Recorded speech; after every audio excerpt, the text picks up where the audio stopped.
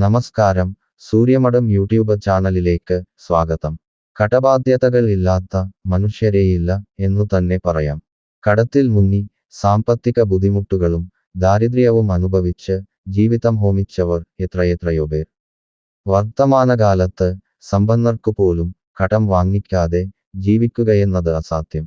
വർത്തമാനകാല multinational business ലോകത്ത് സമ്പന്നർ പോലും കച്ചവട വിപുലീകരണം, മൂലധനം എന്നിവയ്ക്കായി ലോണുകൾക്കായി ബാങ്കുകളെ സമീപിച്ച് കടക്കാരാവുന്നത് സർവ്വസാധാരണം. എന്നാൽ അവരിൽ മിക്കവരും ആ കടബാധ്യതകൾ യഥാസമയം വീട്ടി സ്വസ്ഥത കൈവരിക്കുന്നു.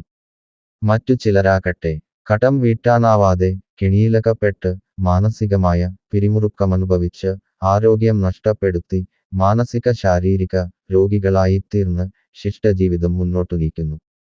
എന്നാൽ ഈ ദുരിതകയത്തിൽ നിന്നും മുക്തത നേടി ആത്മവിശ്വാസത്തോടെ ജീവിതം മുന്നോട്ട് നയിക്കാനുതകുന്ന മന്ത്രപരമായ ചില മാർഗങ്ങൾ നമ്മുടെ ഋഷിവര്യന്മാർ നിർദ്ദേശിച്ചിട്ടുണ്ട്. നാളെ എന്നൊന്നില്ല നരസിംഹമൂർത്തിയുടെ അടുത്ത് എന്ന പ്രസിദ്ധമായ ഒരു വാക്യമുണ്ട്. കടബാധ്യതകളിൽ നിന്നും ഒരാൾക്ക് പെട്ടെന്ന് മോചിതനാവാനും കടം, രോഗം, ശത്രു എന്നീ ദുരിതങ്ങളെ പെട്ടെന്ന് അതിജീവിക്കാനും ഏറ്റവും ഉചിതമായ മാർഗം ശ്രീലക്ഷ്മി നരസിംഹമൂർത്തിയെ ശരണാഗതി പ്രാപിക്കയെന്നതാണ്. ലക്ഷ്മി നരസിംഹമൂർത്തിയെ ആരാധിച്ച് മേൽപ്പറഞ്ഞ ദുരിതങ്ങളിൽ നിന്ന് മുക്തത നേടാൻ സ്വീകരിക്കേണ്ട ആരാധനരീതികളെക്കുറിച്ച് ജ്ഞാനികൾ ഉപദേശിച്ചു വെച്ചിട്ടുണ്ട്. ഒരു ശുക്ലപക്ഷ ഞായറാഴ്ച ദിവസം വൈകുന്നേരത്തോ അല്ലെങ്കിൽ ചൊവ്വാഴ്ച വൈകുന്നേരത്തോ ലക്ഷ്മി നരസിംഹമൂർത്തി സന്നിധിയിൽ 6 നെയ്ദീപം കത്തിച്ചുവെച്ച് തൊഴുത് 12 പ്രദക്ഷിണം ചെയ്ത ശേഷം ഋൺമോചന സ്തോത്രം 12 പ്രാവശ്യം പാരായണം ചെയ്ത് പ്രാർത്ഥിച്ചു പോന്നാൽ കടബാധ്യതകളിൽ നിന്നും നിശ്ചയമായും മോചനം കിട്ടുമെന്നത് അനുഭവമാണ്. നിത്യവും ഈ പ്രാർത്ഥന ചെയ്തു പോന്നാൽ ഫലം പെട്ടെന്നുതന്നെ ലഭിക്കുന്നു. ക്ഷേത്രങ്ങളിൽ ചെന്ന് ഈ പ്രാർത്ഥന നിറവേറ്റാനാവാത്തവർ വീട്ടിൽ തന്നെ പ്രാർത്ഥിച്ച് ഫലം കൈവരിക്കാവുന്നതാണ്.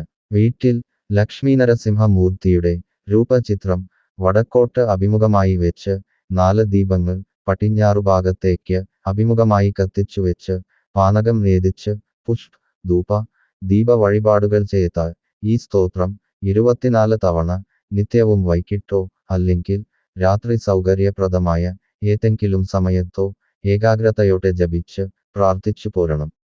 ഇത് വീട്ടിൽ പതിവായി ഒരു നിശ്ചിത സ്ഥലത്തുതന്നെ ചെയ്തു പോരണം. ഈ പ്രാർത്ഥനാകാലത്ത് മാംസാഹാരങ്ങൾ വർജിക്കേണ്ടതും ശാരീരിക ശുദ്ധി പാലിക്കേണ്ടതും അത്യന്താപേക്ഷിതമാണ്.